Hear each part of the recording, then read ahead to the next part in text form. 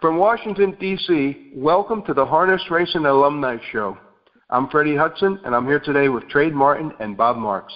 The Harness Racing Alumni Show with your host, Freddie Hudson and Trade Martin. This week's Alumni Show is brought to you by Bill Houghton, insuring standardbreds and farms for over 40 years.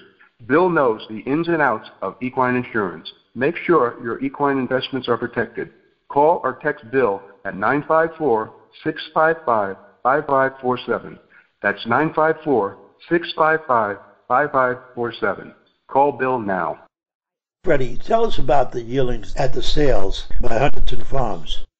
Huntington Farms, selling their 2021 yearlings at the Lexington Select Sale, October 5th through the 9th, and the Harrisburg Sale, November 8th through the 12th. For more information, call 859-987-3983, Huntington Farms, or email huntingtonfarm@cs.com.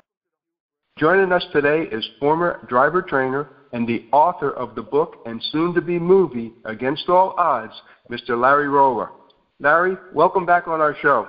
Hi, guys. Nice to be back. Larry, you recently posted on Facebook a post that drew a lot of attention, where you were very vocal concerning Lasix. Can you elaborate for our audience? Well, I've been out of the game a long time, and for years and years and years, I've been hearing, and there's been this argument on both sides about Lasix, banning it, not banning it, what's good, what's bad. And the interesting part is that when I was in the business, I always spent a lot of time with the veterinarians. I never played golf. I never went to the beach. I was always, after my work, I hung out with the veterinarians, and basically that was like my second job without getting paid. And I even stayed through the night helping them with the Lasix. And it was very, very interesting to me.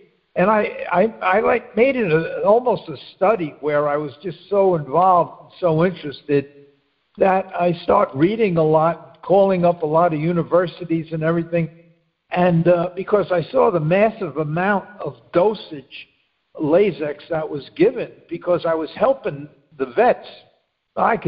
Joe DeLeo at the Meadowlands, I don't have to mention their names, but I even with the thoroughbreds, I just went around and I helped the vets with giving the Lasix, whether it be just holding the horse or sometimes administering myself.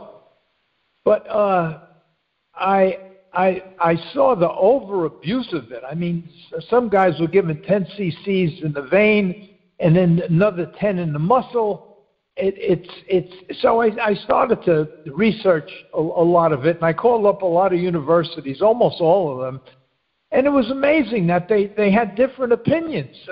Some said it's worth it, it's good, it's not going to hurt the horse, and the other ones say that it would hurt the horse, that it just deletes them of fluids and potassium, calcium, and that made a whole lot more sense, because ever since the 70s, when I think Lasix first came into the picture, I was racing at Hialeah at the time. Well, not in the 70s, but after that. But I start noticing when Lasix first came on, I really paid attention, just as when Depo Medro came around. I used to see Dr. Steele at Stanley Dance's barn doing the things that were never done before, injecting ankles on 2-year-olds. And the whole Lasix bit started because of in my opinion, the false promises of what it could do. And it was just amazing to me. But then I started to see, like in the late 70s and 80s and 90s, the complete abuse these horses were taken because of the abuse of many other drugs, but Lasix also.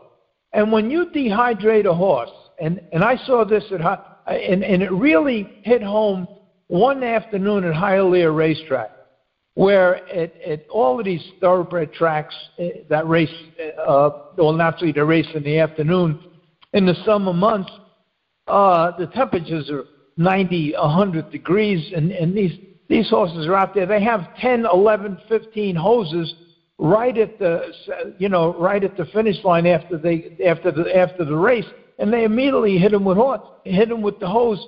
And many of these horses, not many, but maybe one or two a week, would just collapse from sheer dehydration and heat exhaustion.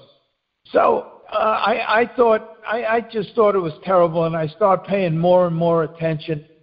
And it was just, and I immediately hopped on the side of get rid of Lasix, because you really can't name one thing that it does to help a horse. I just don't understand it. I remember prior to 1970, 72, 73, the average vet bills for any horse was maybe $200 or $300. When I left the business, the average vet bill for a major stable was $2,000, $3,000, $4,000, and it was unbelievable. And if everybody and all the big stables, they start with the yearlings and the 2-year-olds. And in my opinion, if I was ever in a position to be an owner and was wealthy and I could buy yearlings and everything else, the first thing I would do is spend the money the first day I got these horses in and give each yearling or 2-year-old GastroGuard. I would give them, I would treat them for EPM, and then as they raced, when they started to race, I would, if it was legal, it's not, give them a milkshake. These three things would actually help the horse. It wouldn't in any way make a horse go faster than he intended to go if he was in good shape physically and mentally. And rather than spend the money that way early on, than spend the money as a 2 or 3 or 4 or 5-year-old or even aged horses, trying to stop them from bleeding, trying to replace all the fluids that they lost, and having vet bills that are astronomical, and then the massive amount of breakdowns lately. It has to be, in my opinion, because of the lack of calcium and potassium that gets drained out of a horse's system because of Lasix. I mean, what else? Why else should horses just snap coffin bones and pastern bones when it never happened before with a lot worse racetracks? Not only standardbred, mostly thoroughbreds, but standardbreds too. And I just when I saw that post that Jerry Glantz put up, and I heard that other guy talk. Gordon Banks. Gordon Banks. When I heard them talk, they're the only two what they were talking about was the only thing that made sense to me, and that includes even veterinarians that I spoke to, professors at universities, veterinarian that I spoke to. Them two guys made more sense because they were exactly right. The problem is that they're limited in what they can do. They can only talk about it, but they're very limited. So I just felt I sit there because of just because of my reputation in the business. I'm not in the business any longer, but it was a business that I loved, and I'm not justifying what I did and how I did it in the business. But I will say that I started out on the right track, and it was racetrack owners that forced me onto the wrong track. But I won't go into that. I'm just saying that that's what led me down the wrong path. But like I said in that post that I made, I never hurt a horse. I never killed a horse. I never did anything like that. And in my opinion, if Lasix was banned, I got 2 calls last night from Australia where they're not allowed to use Lasix.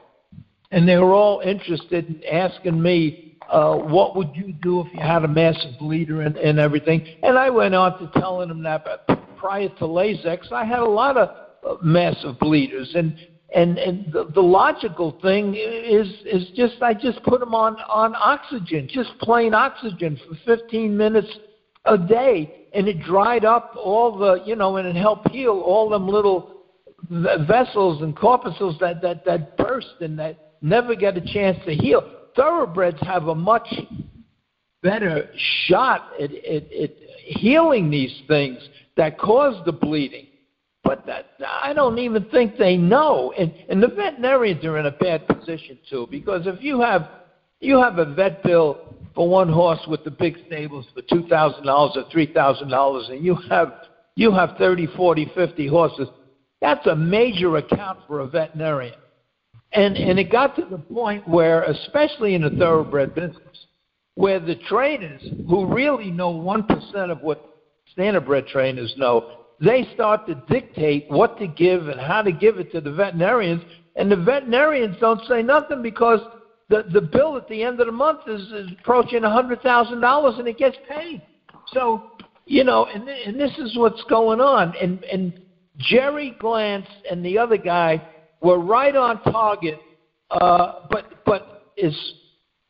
that's as far as they could go, because there's very few people that think the same way, and there's probably nobody that has the power and the strength to do anything about it. Like I put in my rant, if I was in a position of strength and power, whatever that might be, the head of the commission or whatever, and I was interested in saving these racehorses, I would make it my business to, just like Trump made the pharmaceutical companies make that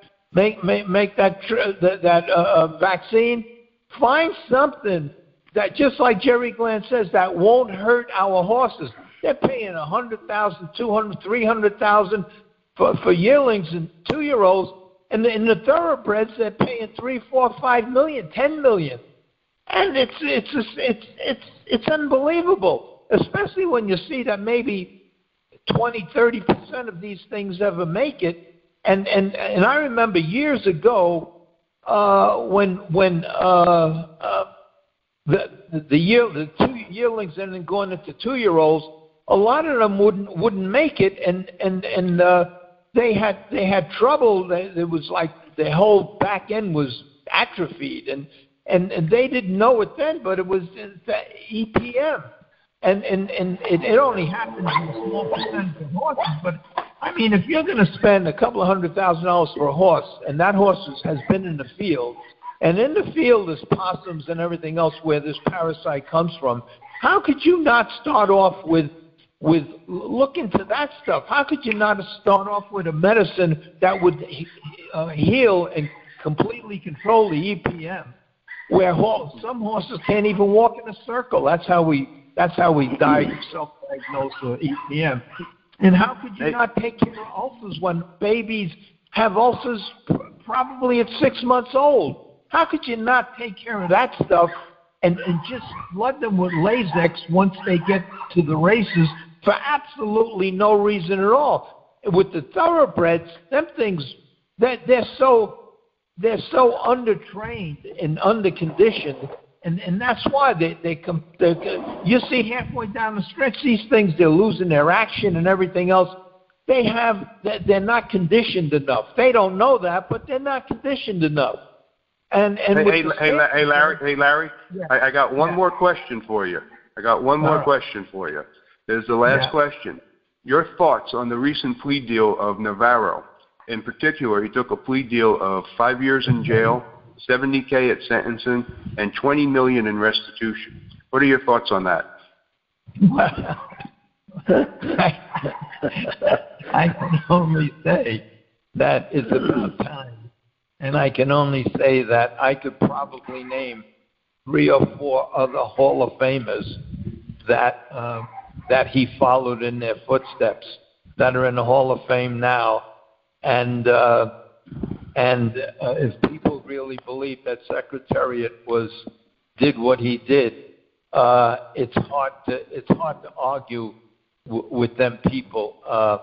So everybody knew he was doing it. Everybody knew. And look, when you're that big of a trainer and you have a lot of people, a lot of wealthy people with you, and you come from a different country and you have access to owners that have people in different countries, the pharmaceuticals are very easy to get, and they just try them, they experiment them. They have no test for it here. They're getting a little tougher now.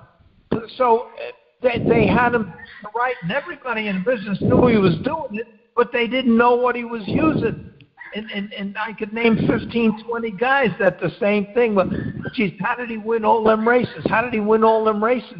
And, it's so the whole world knew, the whole thoroughbred world knew he was doing it. They had him dead to rights, and he had no choice. And he made a plea deal, hopefully to stay out of jail. I'm sure the fines will never get paid. I'm sure he'll never get back into racing again. But, on that list, had they paid as much attention starting 30 years back, there'd be a whole lot of guys on that list. And maybe now a lot of that would stop if they were able to catch these guys. So that's it. If you're buying or selling your home, Joe Rico is your go-to guy. Joe has been representing buyers and sellers on Long Island for 30 years. He is an expert in all types of sales. Don't settle for average. Call or text Joe Rico today at 516-524-4870. That's Joe Rico at 516-524-4870. Fred, give everyone Joe's email address. That's Joe Rico, C21@yahoo.com. Larry, thank you so much for being on the show. You were a great guest, very informative as usual. This is Freddie Hudson. That's a wrap for this week's broadcast of the Harness Racing Alumni Show. Thanks for listening, and don't forget to tune in next week. The Harness Racing Alumni Show